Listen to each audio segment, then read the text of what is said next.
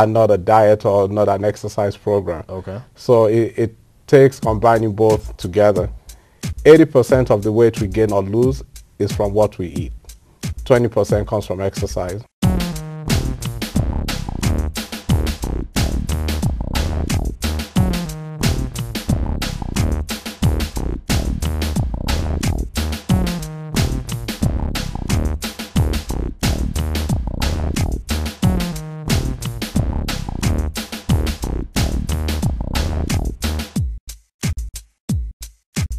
Good evening. My name is Lamar Anderson, and I am pleased to be sitting here filling in for Mr. Andre Bohannon on this episode of Captions. On tonight's show, we have a fantastic guest here tonight with us. You all know that there is a war going on in regards to weight loss and healthy issues. So we have someone who is on the forefront of those weight loss and healthy issues, Dr. Adeyemi Fatoki. Welcome to the show, first and foremost. Thank you. You're more than welcome. So could you give us a little insight about yourself? Tell us a little bit about yourself. Okay. I'm a primary care physician, a family physician, and I graduated from Western Illinois University. Oh, fellow Leatherneck. Yeah, okay. So, in 1985. Okay. Okay, and then after Western, I went to the University of Illinois for medical school. Okay. So I actually spent 3 years of my training here in Peoria. So Peoria is a second home to me. Okay. And then after Peoria, I went to Cook County Hospital, where I trained in family medicine. And then I stayed on and worked at Cook County for a while through Providence Hospital, then private practice, and I've also worked in various aspects of healthcare as a consultant. And finally, now I'm doing mostly weight loss and addiction medicine. So what brings you to Peoria at this time? Well, recently I started working with a fitness instructor here. His name is Steve, and he owns Guardian Fitness. So he's into the exercise aspect of obesity, and he knows that I'm into the nutrition aspect. So we are collaborating together to complement what we both do. And what is the reason you selected to go into weight loss solutions? Okay. About 4 years ago, I realized that many of the illnesses and the chronic health problems that my patients had were related to obesity and their diet. And some of these health conditions include diabetes, high blood pressure, high cholesterol, heart disease, and certain kinds of cancers. But as a physician, I was not properly trained in nutrition. Okay. So I was unable to help most of them. And when people asked me for suggestions on weight loss, I really didn't have too much to do. But again, part of it is my ulterior motive too, which is to make my work less. I realized that about 70% or more of the chronic illnesses I dealt with could be addressed by dealing with the diet and weight and exercise. So the people that are healthier, they come to the doctor less, they have less problems, they're on less medication. So overall, it's easier for me to treat those kind of patients. And it was just a way to help them. Wow, and that's a very different approach. So it's not a job security thing for you because you're trying to make others very healthy. So could you tell us a little bit about what is PWLS? Okay, PWLS is a company that I formed with some partners to address the obesity issue, but more of an online program. I realized that as a physician, I can only see the patients that come to me, and even out of those that want to see me, there's a limit to what I can do. So what we decided was the things that I do in the office that have been successful to try to take it online, so that way we can reach more people and help more people. So the same medical history that we obtain in the clinic, we're able to obtain that kind of history online, and the patients can do their own weights, monitor their own blood pressure, and input that information onto the online program. And also they'll include their nutrition history and their exercise. And then me or one of my partners will go in after they put their information, pull that information, review it, and make recommendations back to the patient. What makes it unique is that it's got medical personnel actively involved, so every child will be reviewed by either a mid-level provider or a physician, but will be signed off a physician. And it's to complement what the primary care physician already does. So we are not trying to replace what your doctor does, but it's just complementing and paying more attention to the nutrition. We still make recommendations for routine health screenings because as a physician, I'm strongly into preventive medicine. So we'll still recommend that people should get their flu shots. We'll recommend that you should get certain tests done, like a colon screening for colon cancer. So we still promote preventive medicine. But it's just that instead of most programs that tell you what to buy or sell you foods, we're working with the foods that the patients already eat and trying to get you to change the lifestyle so that you can improve your health on the long run. So what has been the response in regards to this particular website in terms of people coming to the website, getting, finding out what things that they need to do? What has been the response so far? We've had people going to check the free BMI and the free information. So right now we are still on beta testing it before we go live with it. But so far things look good, and we are hoping that by the end of this month we'll make it accessible. And when it does go live, we got to make sure that we get that information here first so we can get that out to our people so they can start finding out what they need to do to become healthy, all right? So you're going to get that to us first, right? Will. All right, you heard that exclusively here. We're going to have that here first. And the other question, one of the other questions that I did have is that we've noticed that youth have a concern in regards to obesity. It's going as far as our First Lady in the White House. This is one of the initiatives that she is trying to really push hard for. So what do you view as some of the causes of obesity in our youth? Well, you know, I think obesity is multifactorial illness, and I do view it as a chronic illness. It's same thing as being a diabetic or having hypertension or being addicted to drugs, because those are things that have no cure. They are chronic problems. They can be managed as long as you keep doing things that you need to do to control them. But if you stop doing them, then they can be prone to relapse.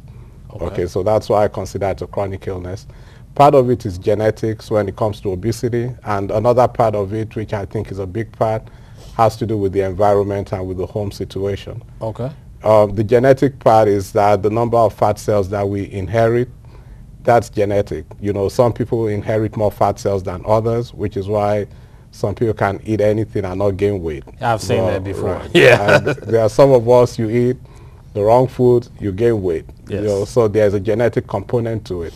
But also a bigger part is the foods that people eat. And in children especially, we're being marketed a lot of sugar, sweetened beverages, a lot of processed foods, and when you combine that with the relatively lack of physical exercise from the time we were growing up, then it's a problem. You know, during our time, we didn't have video games like they did now, true. so we were out playing basketball, playing soccer, running around. So right now, the kids are not as active. They do more brain exercises with the video games. That is true. But not physical. And you alluded to a little bit in regards to at home as well, some of the things that are going on with the family lives for some of these children. What could some of those factors be? Well, I mean, we can't ignore the fact that people cannot afford to eat healthy.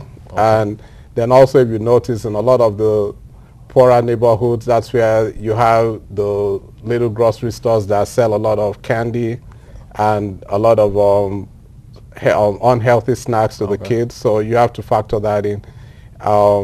Then the economy is bad, even though it's improving, you know, so a lot of people have lost jobs, so it's just struggling to eat whatever you can eat. Okay. So also in the schools, you see that a lot of schools are making some of those changes for our youth in regards to the things that are available to them. Do you think that the vending machines that you alluded to a little bit earlier and some of the choices that they have even at schools may be some of the factors that target obesity?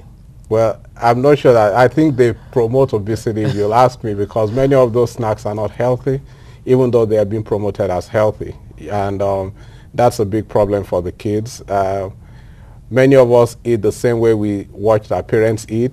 So even though we are seeing this problem now, I think it's even going to become worse as things progress in the future. But most of the beverages that are marketed, foods like pizza. You don't really offer vegetables to the children. Instead of fruits, they have been offered juice, which many times has more sugar than the actual fruit has. So those also contribute to the problem. So how did you define overweight? What is overweight? Well, overweight and obesity is defined as using a BMI. Okay. In children, it has to do with the growth curve.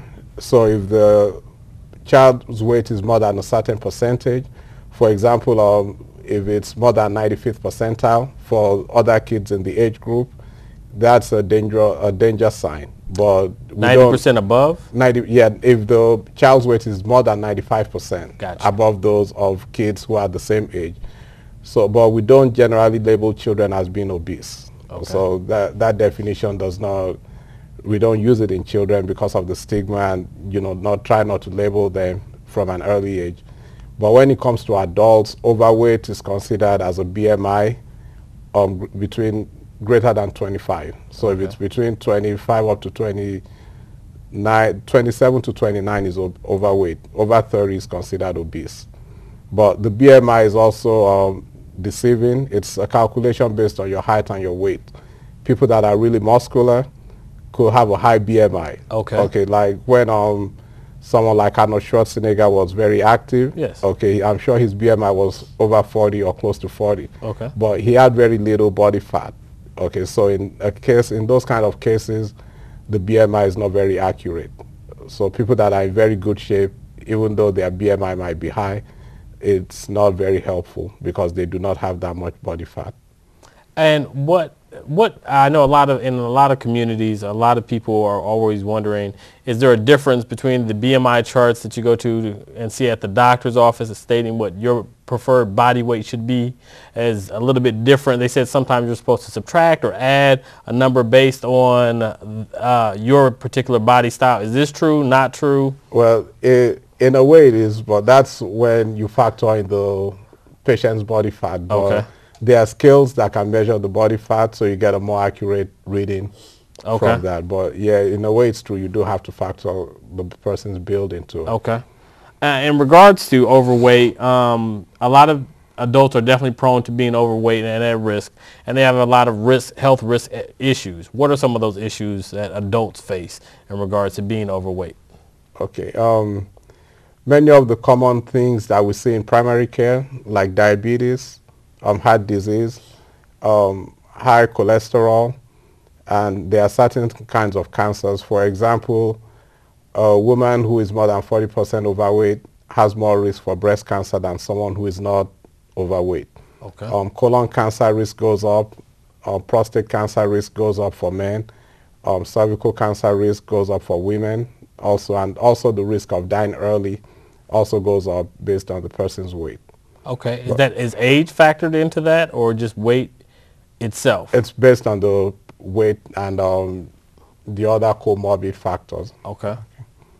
Now, my follow-up to that is that losing weight requires a lot from a lot of people, and a lot of people always want to focus on either diet and or exercise. They want to choose one or the other. They say diet, I'll diet and not do exercise, or B, I love to do exercise, but I want to eat anything that I want to eat.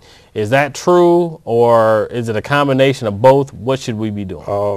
Well, for years we've done those two things. Okay. So I don't think that's a practical way to look at it. And that's why what I do, I like to call it a lifestyle modification and not a diet or not an exercise program. Okay. So it takes combining both together.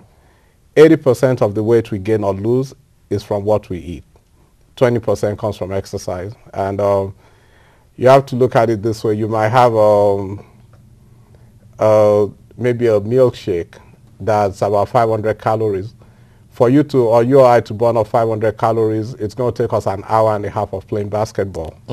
So it's not a very practical solution to weight loss. But there are other benefits from exercise. Things like improving the overall health. It helps in people that have arthritis, and it just helps your mental well-being. So exercise is very good, but when it comes to weight loss, it's a very ineffective way to lose weight. Okay. Now, in regards to shopping, now a lot of people are really thinking healthy and they want to purchase healthier foods. You alluded to earlier that in some of the poorer areas, the grocery stores that are available may not have some of the more healthy foods available to families.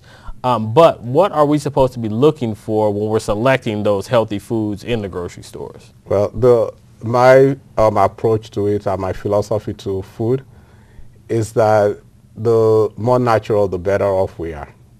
Okay, and the way I look at it, if you look at, and this is an example that I give in to my patients all the time, that the human body has never been modified in any way from the time we evolved or it was created, depending on what you believe in. That's true. So we still look the same way humans do thousands of years ago. This is still the original model. It hasn't been changed in anything. That's true.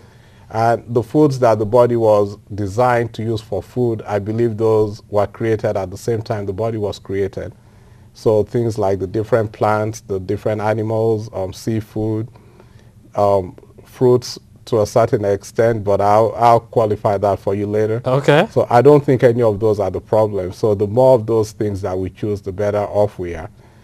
For years, we've told people that the problem with obesity was fat, but even though we've attacked the fat as the problem for years, obesity still continues to triple and and increase every day. So I really don't think the natural things that have been around as long as human beings have been around are the problem. Okay. And moreover, I don't really know anyone who goes around drinking oil or eating fat.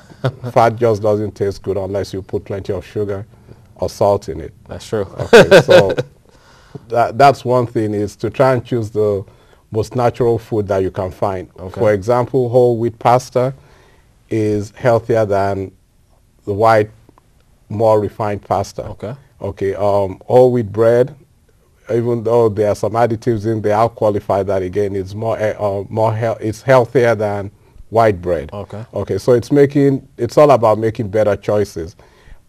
It's healthier to eat fruit than it is to drink juice. Okay. Because, for example, you take a glass of orange juice, it's probably going to take about 4 or 5 oranges to get a glass of orange juice. Okay. And I know there is no way the companies that sell the juice will put 5 oranges in every glass of juice that you're pouring, because for them it's not cost effective. So making simple changes like that, on the long run, those go a long way. The goal is not to get people to stop eating the things they like. Okay. Because when they do that, they're going to gain the weight back. It's just to learn how to eat different, so that you can make a healthier choice and make the required lifestyle changes. And that's one thing I think is a myth in regards to the whole weight loss, is that depriving someone of the things that they want or like. Yeah. And you just stated, and I want to make sure everyone understands that you can still have some of the things that you like, but it's more of a moderation thing. Is that correct? Right. It's learning how to read food labels, for one, so you can know some of the tricks that the advertisers play. Okay. And then also making the best choices you can. I mean, I've struggled with my weight also for years. That's why I'm into weight loss. And I try to make it practical, which is why we call the program we have a practical weight loss solution. It's not a diet, and I take pride in saying that I don't tell people not to eat or drink whatever they want. Well, soda is one thing that I tell people to try to avoid because of the amount of sugar in there. But otherwise, the things that you like to eat, once in a while, I don't think it makes too much of a difference. But when you keep doing the same thing over and over, then it could be a potential problem. Okay. And we also have noticed that restaurants are trying to step it up and provide healthy solutions on their menus. But one thing we've noticed also is that the portion sizes are a little bit different that you're able to receive at restaurants. So what do you think is, what are some healthier ways for us to go out and eat? Because Americans, we actually like to go out and eat.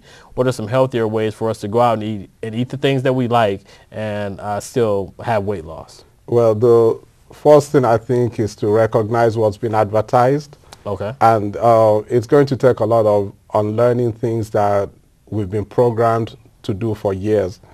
For example, calories are highlighted as the main thing, but I don't think the calories are really the problem, because calories are the quality of a calorie is different depending on what you're eating. Okay. Okay. Eating a calorie of salad or spinach is a lot healthier than eating 1 calorie of ice cream. Oh, okay. So, and that's another way that things can be very deceiving to people. If something has a lot of sugar in there, it's not as healthy. And a lot of the restaurant foods do have a lot of sodium in them also. So that's something that you have to pay attention to. Most restaurant foods will have more sugar, fat, or salt than what you will put in the food if you are cooking it at home yourself. Oh, okay. Okay, so that can be quite deceiving also. All right. Other thing that I wanted to ask is that, are there any exercises that someone can do that you recommend to help them in terms of their weight loss, or there's some other exercise that people should avoid? Because everyone's getting a little bit into everything from Zumba to P90X and Insanity, all of these different workouts. And one of the warning states at the beginning of these workouts that they should seek their physician before they start one of these particular workouts. So are there some exercises that are better for weight loss than others, or some exercises that we should stay away from? Okay, when it comes to exercise, what I'll say the best exercise for everyone is what they like to do. Okay. Because if it's not something you like to do, it's going to end up being like a bad relationship. You won't feel like doing it, and then you start procrastinating about it. It depends on what you like to do, but whatever it is, it's better to start slowly and build into it. For example, I don't like golf, and I don't like walking on a treadmill. It's just too boring for me. Yes. My brother, on the other hand, he loves golf. If it's 40 degrees outside, 30 degrees, if it's sunny, he'll be out on the golf course. Some people are out there right now. Right. But for me, I love volleyball. So even if, and I have a group of friends I've played with for years, and I played volleyball while I was at Western and also while I was in medical school. So it's something that I've done from when I was a younger child. I'll play volleyball from 11 o'clock till 3 in the morning on Friday nights because it's something I love to do. Yes. But if it's not something you like to do, you will not stick to it. Okay. So whatever exercise you like to do, it has to be something that you enjoy doing. And that way you incorporate it into your lifestyle. Okay. And I definitely understand that, because if you consistently like it, you're going to continue to do it.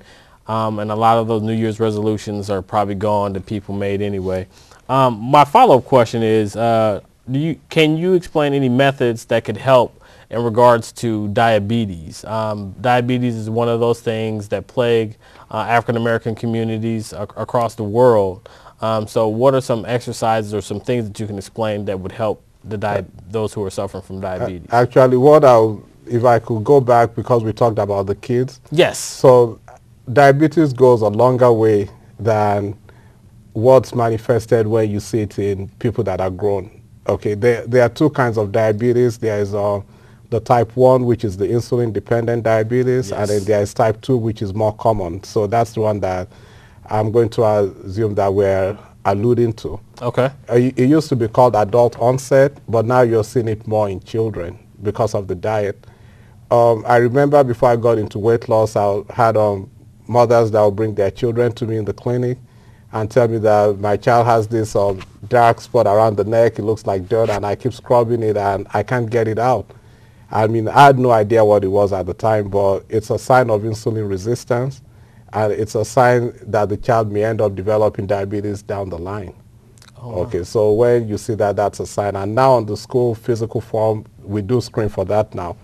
But if we go back a little bit, the way type 2 diabetes develops is because the person is making too much insulin. Okay. Okay, insulin is the hormone that stimulates the fat cells to store fat.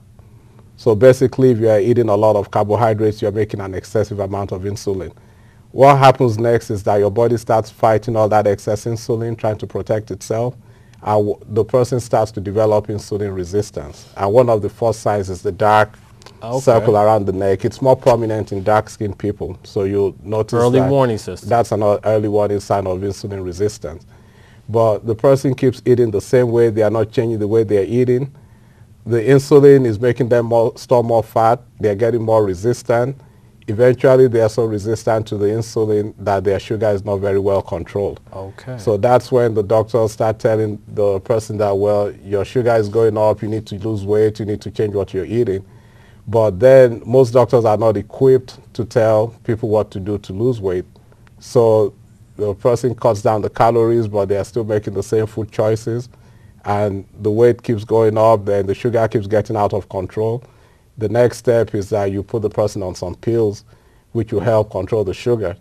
But unless you change the lifestyle, you're still making an excessive amount of insulin, still getting more resistant, then eventually the pills don't work anymore. And then the next stage is we have to put you on insulin. But when you put someone who is already making too much insulin or more insulin, it controls the sugar for a while, and then eventually they start gaining more weight and start getting more and more resistant. So the first way to control that would be to control the diet and make better food choices. Okay. Okay, and then exercise helps also with that. For exercise to be effective, you're better off doing a few days instead of doing like one day for like 2-3 hours, then you don't exercise for another 2 or 3 weeks. You're better off doing like 30 minutes, maybe 3 times a week, and then building it up gradually to what you like. But again, the most important aspect is the diet and the lifestyle. Okay. Well, we're going to take a break really quickly here on Captions. We're getting into some really exciting topics here. I hope you all are learning as much as I am. So right after this break, we'll get into some more right here on Captions.